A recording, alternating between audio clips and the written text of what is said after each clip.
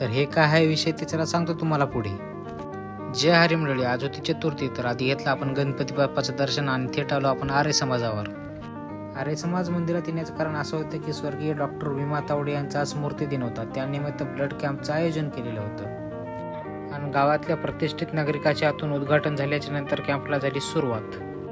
गावातील प्रतिष्ठित नागरिक एका जागी जमा झाल्यामुळे गावातील महत्त्वपूर्ण विकासाच्या कामाची चर्चा सुरू होती आणि गावाच्या विकासाची खिचडी झालेली असल्यामुळे ती फोडणी द्यायसाठी गजू आपण मी तयारच होतो आणि त्याच खिचडीचा आस्वाद घेतला आपल्या SK बाईनं. ते पण उत्कृष्ट पद्धतीची झाली असं सांगू लागले आणि सगळे कामं आटपून आपण पण रक्त डोनेट करून टाकावं म्हणतो. मग काय, ब्लड बॅग घेतली आणि करून टाकलं आपण पण रक्त डोनेट.